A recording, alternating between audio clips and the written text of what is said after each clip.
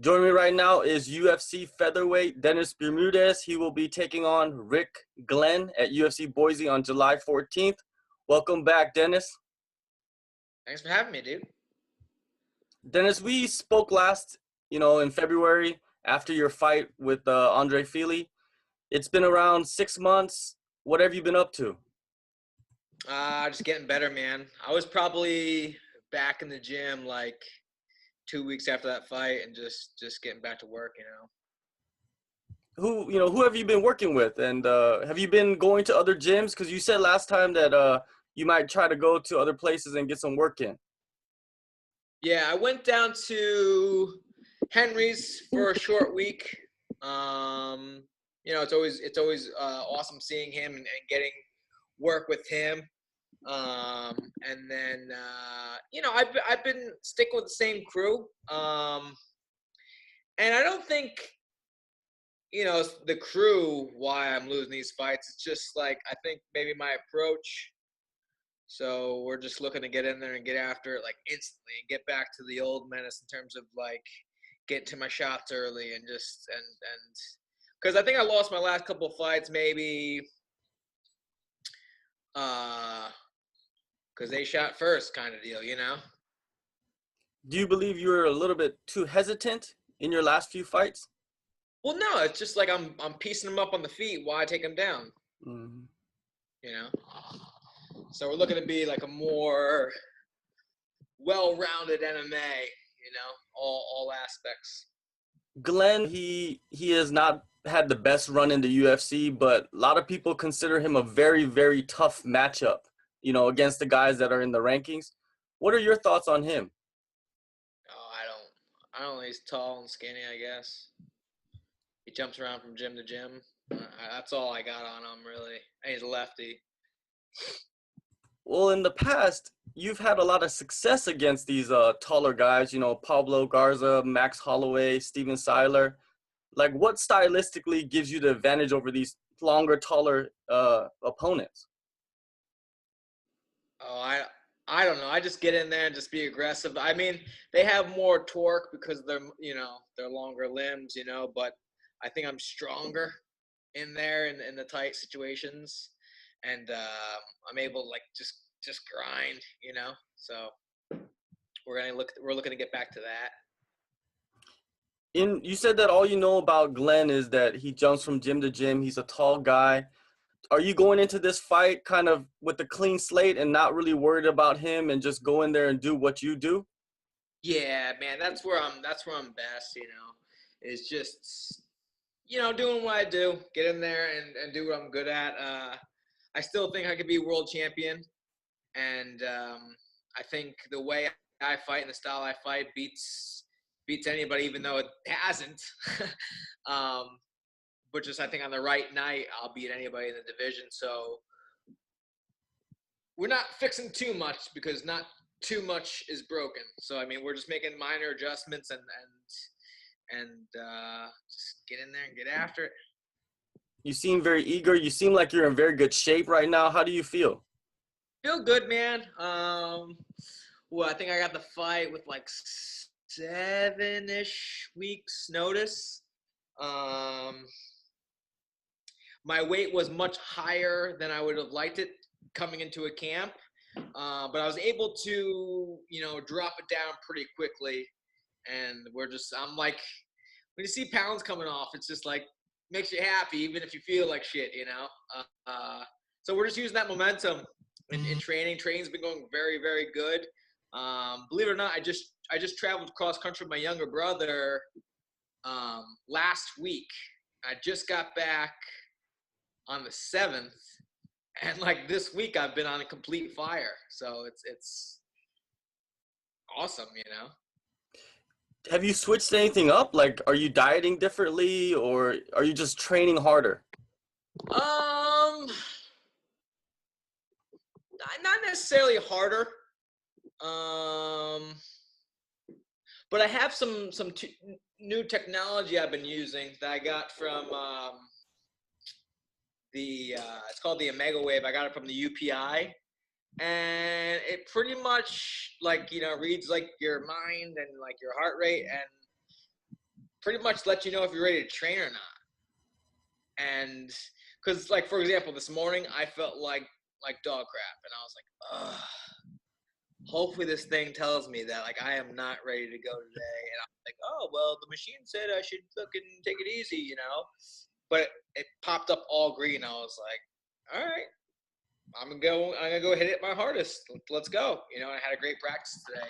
So maybe at a point in my career I might have taken today off or tried to not go in, but I mean this thing was like, no dude, you're all dialed in, get in there and like hit it your hardest. So I did, and felt great, you know. Is that more of like a mental thing, you think, that it kind of kickstarts your day?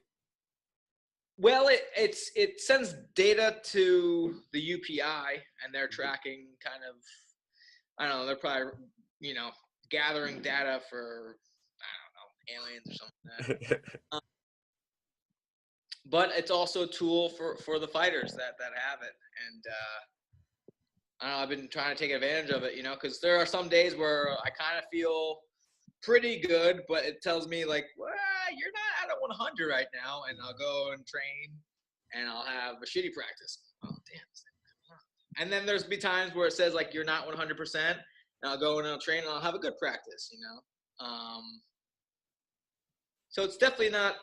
I mean, I think some of it is mental, you know. For example, like this morning, I was like, please tell me I have kind of off today. And it was like, nope, you're better. You're better than okay to go today. And I was like, all right, like let's go.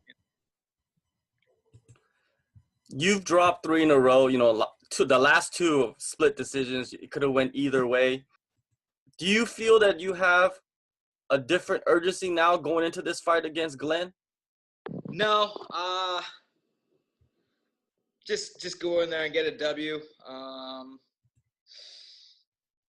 Just fight. Just get in there and keep it simple. You know, I think sometimes when you get really caught up in strategy and stuff like that, you're adding extra pressure and stuff like that. It's really simple. Door shuts, beat that guy up in every way, shape, and form. You know, there's not too much. I mean, yes, there's a how to go about it, you know, but breaking it down to the main structure there, it's go in there and defeat that guy. Go take his will, you know.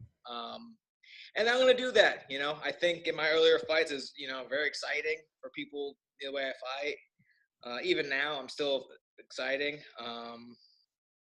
Maybe we'll get back to those big slams and such. Yeah, you are definitely known for your exciting, you know, fights, your output, your rhythm, all that stuff. Everything's going so fast. That's why you're the menace. In this fight, do you see a certain result coming out, or do you just see a W? I would like to get in there and make him quit. You know, just get in there and just just make him like just kind of sag his head and just give me something just because he just had enough. You know, a lot of fighters when they had enough will kind of give them their back or just ball up. That's what I'm looking to do. When you're in the cage, is that easy to see a fighter that has had enough? I feel like I haven't got it. That's a lie. That's a lie. Jimmy Hedis kind of threw in the towel on me, you know. But I mean, other than that one, I watch it a lot on TV where you're like, dude, this guy's just, he doesn't want it anymore, you know, like go put it on him. But I mean, me personally, maybe I'm just not putting it on hard enough, you know. I haven't had too many guys. I've had guys be fatigued, but they're still like, if they can try and knock me out, they're gonna land it, you know. They're not just like, I have no answers. So we're gonna just try and be more relentless. This is your 3rd guy that you're fighting that has ties with Team Alpha Male. Do you have a little ongoing beef with Team Alpha Male that we don't know about, or do they not like you? What's going on with that, Dennis? Actually, before I was even in the UFC, I was 1-0 professional, and I went out and trained with Uriah and stuff like that. And he wanted me like to move out there and stuff. I was like, man, I just got all my family over here on the East Coast. Like piece of me really wants to, because I like the atmosphere out here. I like, you're awesome. Really good training partners. But like I'm pretty family oriented. Even before I had my own kids, I just like I can't.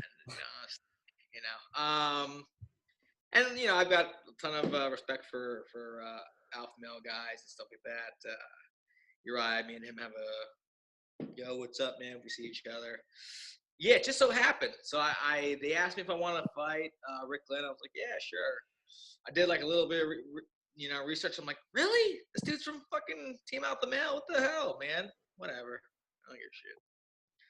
Now in the featherweight division, UFC 220, 226, Max Holloway is going to face Brian Ortega for the title. What is your prediction? Because you have beaten Max Holloway, and I'm pretty sure you want to fight Brian Ortega. Who do you think is going to win this thing?